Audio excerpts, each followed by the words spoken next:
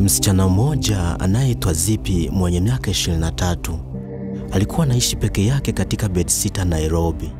Siku moja akiwa kwenye mitaa ya Gikomba, aliona mdoli mzuri sana kwenye duka moja la vitu vya mitumba. Ulikuwa mdoli wa mtoto wa kike. Macho yake ya glasi yalikuwa yanang'aa sana jua likimulika. Alivutiwa nao kwa namna isiyoelezeka. Aliamua kununua kwa shilingi 2000 bila hata kujua historia yake. Alipofika nyumbani, aliweka kwenye shelf karibu na TV. Aliamuka akasikia kama kitu kinaongea kwa sauti ndogo kikisema, "Zipi, usiniache. Zipi, naogopa giza." Alidhani ni ndoto. Lakini siku wa pili, aliwasha taa ghafla baada ya kusikia mlio wa kitu kuvunjika. TV yake ilikuwa imeangushwa. Mdoli ule haukuwa pale alipouweka, bali ulikuwepo sakafuni karibu na TV iliyoanguka. Siku zinavyoendelea, vitu vinazidi kuvunjika. Vyombo vya jikoni, glasi, hata vioo. Kila mara mdoli hupatikana karibu na sehemu ambapo kitu kilivunjika. Alijaribu kumfungia kwenye kabati, lakini kila asubuhi alikuta mdoli amerudi kwenye shelfu akiwa ameketi kama kawaida. Zipi akaanza kuchungulia mdoli usiku. Usiku mmoja alimwona ukishuka kutoka kwenye shelfu, ukitembea kwa mguu mmoja mbele ya mwingine, polepole hadi kwenye mlango wa nyumba. Baada ya masiku kadhaa, kwa msaada wa jirani yake mzee ambaye ni mtaalamu wa mambo ya kiroho, aligundua kuwa mdoli ule ulitumiwa zamani na mshirikina mmoja kuwinda roho za wasichana wachanga. Mshirikina alikufa, lakini mdoli uliendelea kubeba uovu wake. Zipi aliambiwa kuwa lazima ufukie mdoli huo kwenye mchana wa jua kali na kuchoma kitambaa alichokuwa amefungwa nacho. Lakini hata wakati akienda kuuchoma, mdoli huo ulilia kwa sauti ya mtoto, "Zipi, tafadhali, usiniue, si mimi." Lakini Zipi hakusikia, sababu mdoli huo ulikuwa umemtesa sana. Aliuchoma, lakini wakati moto ulipowaka, kulisikika kilio cha maumivu cha mtoto hadi watu wa mtaa wakakimbia kuangalia. Mdoli uliungua, lakini kesho yake alipofungua mlango wa nyumba yake, akaukuta mdoli yule yule juu ya kiti cha kulalia. Zipi akachanganyikiwa. Baada ya siku kadhaa za hofu, Zipi alichoka kabisa. Alikuwa amefikia mwisho wa uvumilivu wake. Hakulala kwa siku 2 na macho yake yalikuwa mekundu kama mtu anayelia kila siku. Alijua lazima mdoli arudi kule alikouziwa. Siku moja alimfungia mdoli kwenye mfuko wa plastic bag mweusi, akamfunga kwa kamba na akaenda stage kutafuta bodaboda. Alimpata jamaa moja anaitwa Deno, akamwelezea anataka kurudi Gikomba, sehemu aliponunulia mdoli. Deno alikubali, lakini dakika chache baada ya kuanza safari, pikipiki kaanza kuzunguka bila mwelekeo. Ghafla, tairi ya mbele kapasuka kama bomu na wote wakaondoka. Bahati nzuri hawakuumia vibaya, lakini Deno alisimama na kusema, "Dada, hiyo mzigo si ya kawaida. Siwezi kukupeleka tena. Enda na mguu kama unajua una nguvu ya kiroho." Zipi alibeba mfuko kwa mikono yake na akaanza kutembea kwa mguu hadi Gikomba. Jua lilikuwa kali, jasho likimtoka, lakini hakuacha. Alijua lazima aondoe ule mzigo kutoka maisha yake. Baada ya kutembea kwa muda mrefu, alifika Gikomba. Akaanza kutafuta duka la yule mama aliyemuuza mdoli. Alienda sehemu ile ile, lakini kulikuwa na kibanda tupu limefungwa kwa mbao. Watu waliomzunguka walimwambia, hapa kuwa na mtu kama huyo wiki hii. Hata hatujui kama hilo duka lipo." Zipi alitetemeka. Alikumbuka vizuri alikununua ule mdoli, lakini sasa eneo lenyewe halipo. Alihisi miguu ikimlegea. Mdoli bado alikuwa kwenye mfuko, na kusikiliza vizuri alihisi kana kwamba ulikuwa unahema. Akakata tamaa na akafikiria, akajiambia, "Acha nijaribu mganga wa kienyeji." Alienda Kibera kutafuta mganga wa kienyeji aliyesifiwa kwa kufukuza mapepo. Alipofika, mganga huyo alipopokea mfuko, aliuangalia kwa makini, akamwambia, huu si mdoli wa kawaida. Huu si mdoli tu, ni kifaa cha kupitisha roho za zamani. Tena huu uko juu ya uwezo wangu. Ukicheza na hii kitu, roho yake inaweza kuchukuliwa. Mganga alimrudisha mfuko na akamwambia aondoke mara moja kabla giza lijashuka. Alitoka mbio, machozi yakimlenga. Zipi aliamua hatua ya mwisho.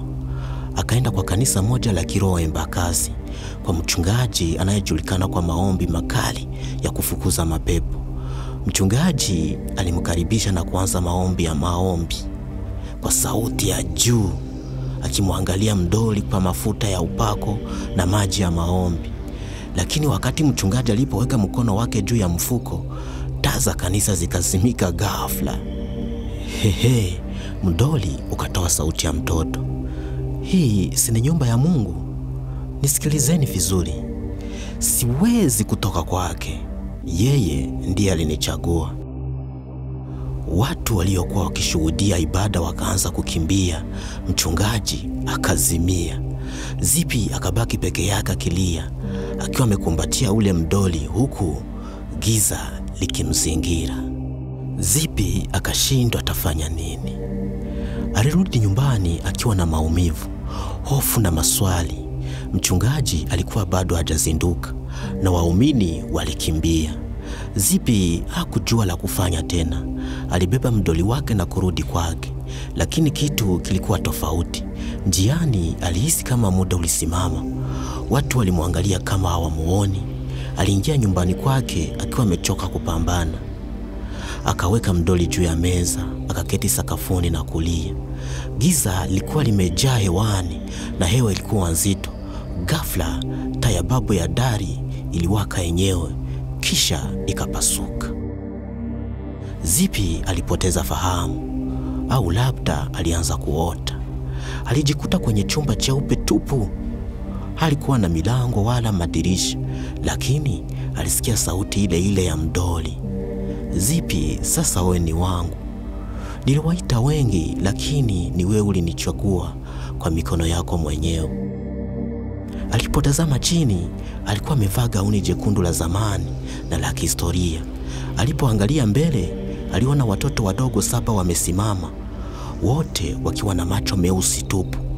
Mdoli alikuwa mikononi mwao, kila mmoja akimpokeza mwingine, huku wakimcheka kwa sauti ya kishetani. Ndani ya ndoto hiyo, Zipa alirudi nyuma kwenye maisha yake ya zamani.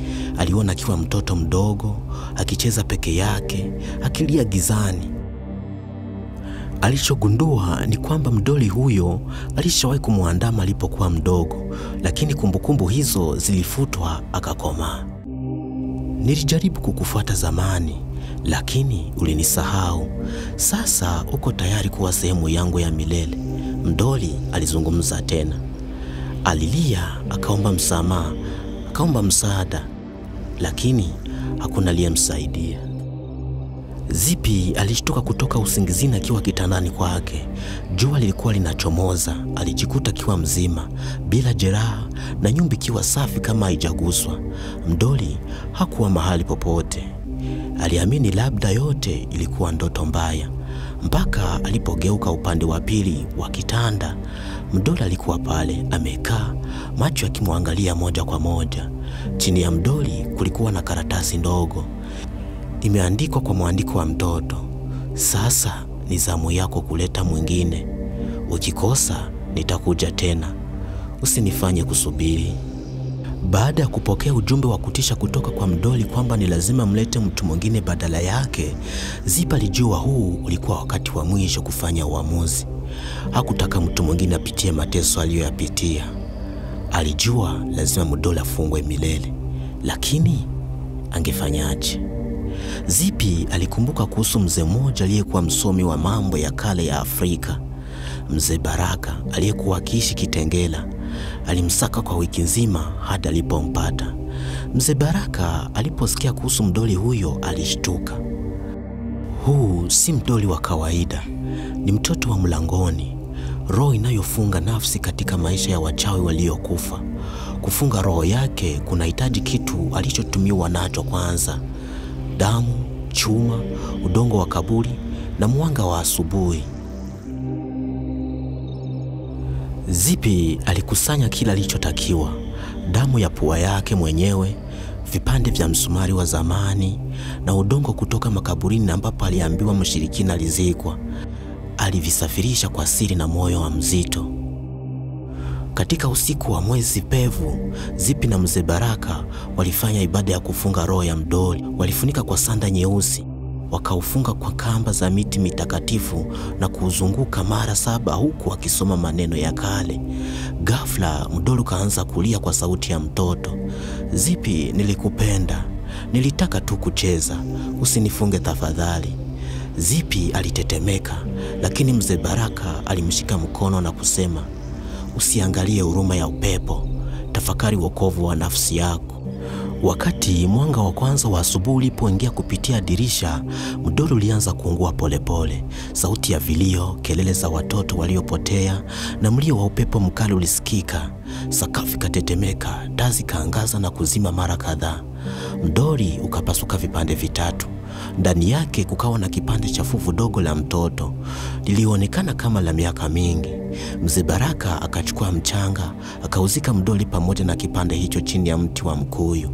Akamwaga mafuta na kusoma maneno ya mwisho: "Kwa jina la waliolala milele, funga mlango wa giza, usifunguke tena." Zipi alirudi nyumbani kwa mara ya kwanza akiwa na amani ya kweli. Hakusikia tena sauti. Hakukuwa na kelele usiku wala vitu kuvunjika. Alifungua Biblia yake na kwa mara ya kwanza akasali kwa moyo safi. Aliketi dirishani siku hiyo, akaangalia jua likichomoza, na kwa mara ya kwanza baada ya muda mrefu alitabasamu.